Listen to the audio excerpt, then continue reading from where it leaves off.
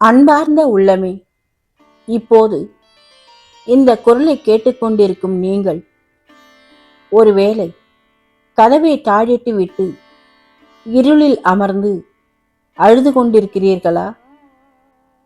யாருமே என்னை சரியாக புரிந்து கொள்ளவில்லையே என்கின்ற ஏக்கம் உங்கள் நெஞ்சை அடைக்கிறதா?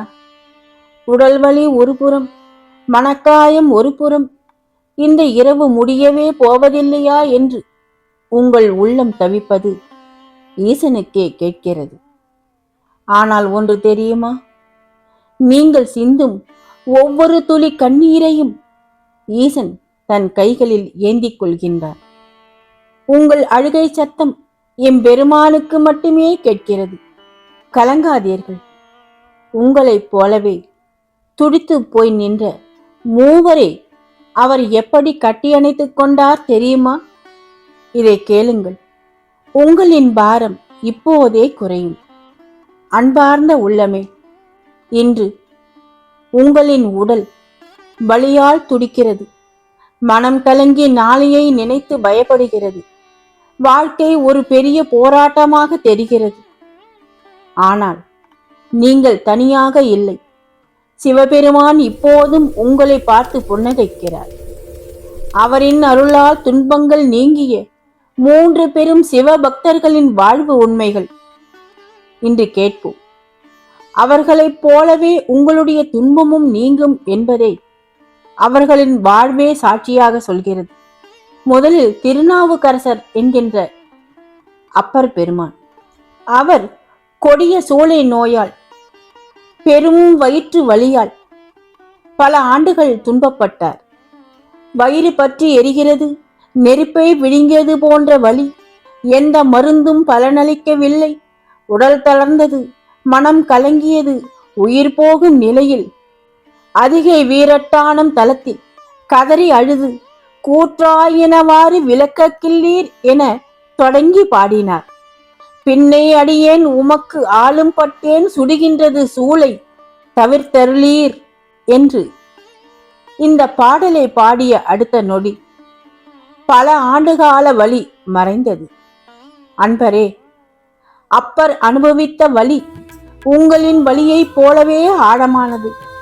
ஆனால் சிவனடியில் விழுந்து கதறியவுடன் எல்லாம் மாறியது. உங்களின் உடல் வலியும் அவர் அருளால் இன்று நீங்கும். நம்பிக்கை கொள்ளுங்கள். அடுத்து சுந்தரர்.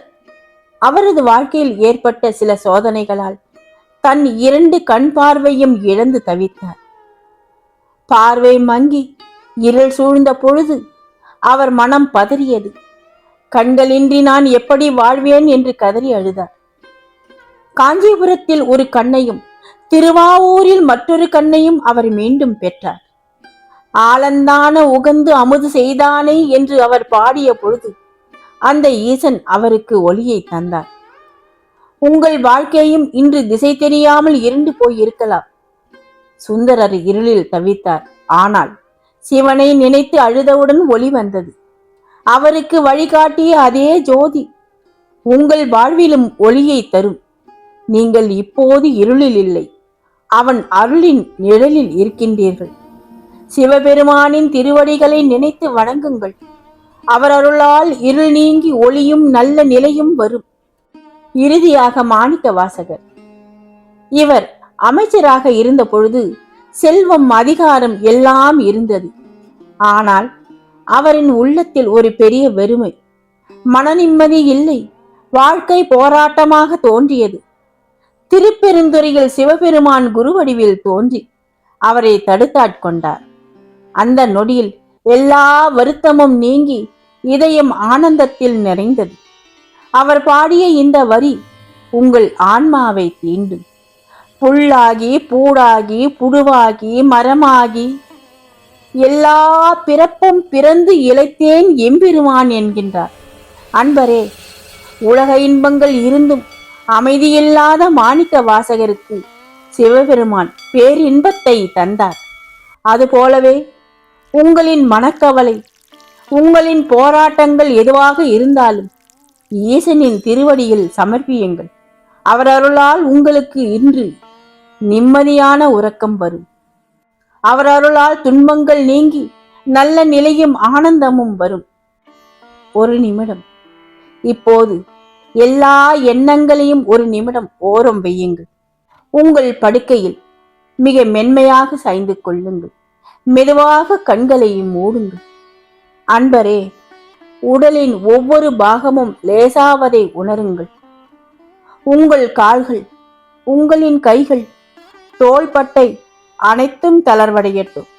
உங்களுக்கு மிக அருகில் அந்த ஆதிசிவன் அமர்ந்திருக்கின்றார். அவர் திருமுடியில் இருக்கும் பிறைச்சந்திரன் பால் போன்ற மென்மையான ஒளியை உங்கள் மேல் பொழிகின்றது. அந்த ஒளி உங்கள் உடலெங்கும் பரவுகின்றது. உங்கள் உடல் வலி இருக்கும் இடத்தில் ஈசன் தன் குளிர்ந்த கரங்களை வைக்கின்றார். அந்த தீராத வலி இப்போது மெல்ல மெல்ல மெல்ல குளிர்ந்து காணாமல் போவதை உணருங்கள். ஒரு தாய் தன் குழந்தையை தாளாட்டுவது போல ஈசனின் பேரன்பு உங்களை சூழ்ந்து கொள்கிறது. மெதுவாக மூச்சை உள்ளே இழுக்கும் பொழுது ஓம் நமசிவாயா என்றும், வெளியே விடும்போது ஓம் சக்தி என்றும் சொல்லுங்கள். உங்கள் கவலைகள் எல்லாம் ஒரு சிறு மேகக்கூட்டம் போல் உங்களை விட்டு விலகி தூரமாக செல்கின்றன. இப்போது நீங்கள் ஒரு பாரமில்லாத பறவை, ஈசனின் மடியில் தலை சாய்ந்திருக்கும் ஒரு பாக்கியசாலி. அன்பார்ந்த உள்ளமே, இன்று இரவு நீங்கள் தனியாக உறங்கவில்லை. ஈசனின் கவசத்திற்குள் உறங்குகின்றீர்கள். நாளை காலை நீங்கள் விழிக்கும் பொழுது உங்கள் மனம் ஒரு புதிய மலரை போல புத்துணர்ச்சியுடன் இருக்கும். அப்பர் பெருமானுக்கு துணையாக இருந்தவர், சுந்தரருக்கு வழிகாட்டியவர், மாணிக்க வாசகரை ஆட்கொண்டவர் இன்று உங்களையும் கைவிட மாட்டார். இனி பயமில்லை, இனி கவலை இல்லை. நிம்மதியாக கண்களை மூடி உறங்குங்கள். அவன் அருள் உங்களை சூழட்டும். அவன் அருள் உங்கள் துன்பங்களை எல்லாம் நீங்கி அருளட்டும். ஆழ்ந்த அமைதியும் நல்ல தூக்கமும் வரட்டும். ஓம் நம சிவாய, ஓம் நம சிவாய, ஓம் நம சிவாய. ஓம் சாந்தி, ஓம் சாந்தி, ஓம் சாந்தி. திருச்சிற்றம்பலம்.